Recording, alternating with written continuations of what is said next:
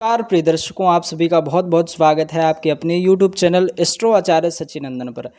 क्या आपकी शादी लव मैरिज होगी या अरेंज मैरिज, बहुत लोगों का क्वेश्चन आ रहा था। तो हम बिना विलंब करते हुए सबसे पहले हम प्रारंभ करते हैं।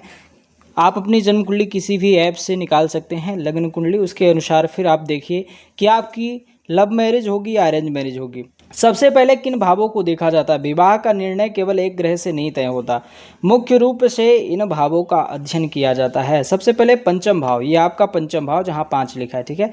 5 लिखा है, इसका मतलब पंचम भाव नहीं है, ये पंचम भाव ही है। पहला भाव ये है, दूसरा भाव ये है, तीसरा भाव ये, चौथा ये, पांचवा, छठवां, सातवां, आठवां, नवा, दशा, एकादश, द्वादश भाव, ठीक है। ये 12 घर होते हैं जन्म कुंडली में, आप सभी को अच्छे तरीके से पता है। पंचम भाव क्या दर्शाता है। पंचम भाव आपका प्रेम, आकर्षण, रोमांस और भावनात्मक संबंधों का भाव माना गया है, ठीक है। यदि किसी भी व्यक्ति के जीवन में प्रेम संबंध बनते हैं तो इसका संकेत सीधे पंचम भाव से पता चलता है। अगला भाव है सप्तम भाव, यह है आपका सप्तम भाव। सप्तम भाव विवाह, जीवन साथी और दाम्पत्य जीवन का मुख्य भाव माना गया है। विवाह की अंतिम परिणाम इसी से ही देखा जाता है। द्वितीय भाव ये माना जाता है। द्वितीय भाव से हम क्या देखते हैं। द्वितीय भाव परिवार, कुल और सामाजिक स्वीकृति का भाव माना जाता है। विवाह के बाद परिवार कैसा रहेगा, यह भी इसी भाव से समझा जाता है। नवम भाव ये आपका भाग्य भाव है, ठीक है।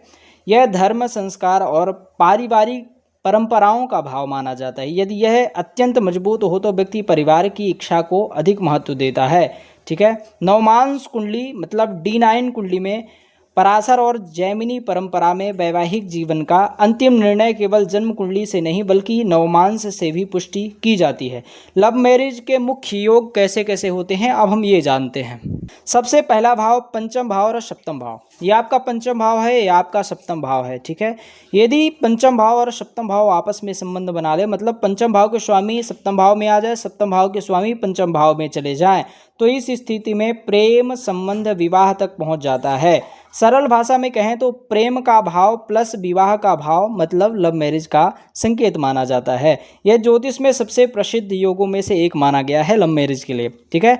दूसरा योग है शुक्र और मंगल का प्रभाव। आपकी जन्म कुंडली में शुक्र प्रेम का माना गया है ग्रह, आकर्षण और संबंधों का कारक है। मंगल उत्साह, इच्छा और साहस का ग्रह है। अगर आपके अंदर साहस ही नहीं होगा तो आप लव मैरिज कैसे कर सकते हैं। कई लोग होते हैं जो प्रेम करते हैं लेकिन घर वालों को मना नहीं पाते, इसका कारण सीधे मंगल माना गया है, क्योंकि मंगल तेज का कारण है, साहस का कारण है। साहस नहीं रहेगा तो व्यक्ति घर वालों से बात नहीं कर पाता कि हम लव मैरिज करना चाहते हैं, ठीक है। तीसरा योग माना गया है राहु का प्रभाव।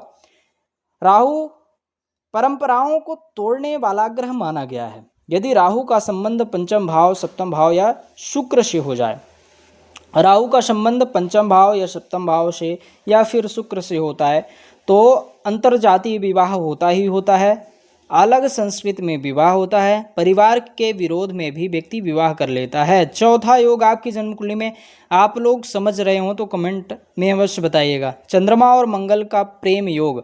कुछ प्राचीन ज्योतिषीय मतों के अनुसार यदि चंद्रमा और मंगल पंचम भाव, मतलब यहाँ चंद्रमा और मंगल आ जाए, चंद्रमा और मंगल यहाँ से संबंध बना ले, चाहे बैठ जाए, चाहे दृष्टि संबंध बना ले, एकल दृष्टि संबंध बना ले, जैसा भी संबंध बना ले, तो भावनात्मक रूप से किसी के प्रति गहरा आकर्षण अनुभव करता है और यह संबंध विवाह तक पहुँच जाता है।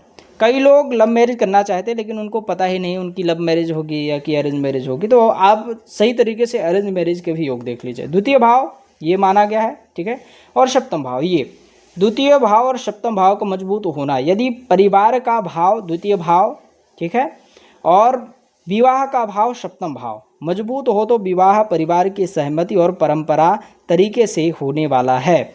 दूसरा नवम भाव मजबूत हो, ये भाव जो है हमने आपको बताया है नवम भाव, उसका स्वामी मजबूत हो, मतलब नवमेश मजबूत हो तो व्यक्ति परिवार, परंपरा और बड़ों के निर्णय से ही विवाह करता है। ऐसे लोगों की शादी अक्सर परिवार के मत से ही होती है। गुरु और परिवार का प्रभाव। यदि गुरु शुभ स्थिति में हो और सप्तम भाव को देख रहे हो तो विवाह पारंपरिक और सांस्कृतिक से। अब देखते हैं आजकल सबसे ज़्यादा यही देखने को मिलता है, लड़का लड़की पहले से एक दूसरे को जानते हैं, फिर दोनों परिवारों की सहमति से विवाह होता है। ऐसी स्थिति में पंचम भाव का सक्रिय होना, सप्तम भाव का मजबूत होना, द्वितीय भाव का परिवार का समर्थन होना, यानी प्रेम भी और परिवार की सहमति भी। केवल एक योग देखकर निर्णय नहीं लेना चाहिए कि लव मैरिज होगी कि नहीं, यही सबसे बड़ी गलती मानी गई है। कई लोग कहते हैं मेरे पंचम भाव में शुक्र महाराज बैठे हैं यहाँ पास, तो निश्चित रूप से लव मैरिज होगी।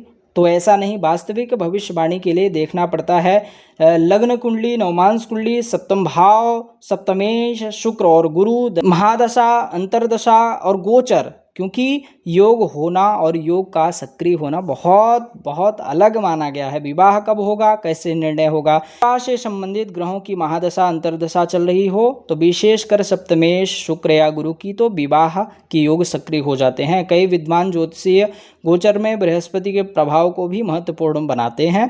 शास्त्रीय दृष्टिकोण से देखा जाए तो बृहत पाराशर, होराशास्त्र, फलदीपिका, जातक पारिजात तथा अनेक वैदिक ज्योतिषीय ग्रंथों में विवाह निर्णय के लिए सप्तम भाव, शुक्र, गुरु तथा संबंधित ग्रहों के बल का विशेष महत्व बताया गया है।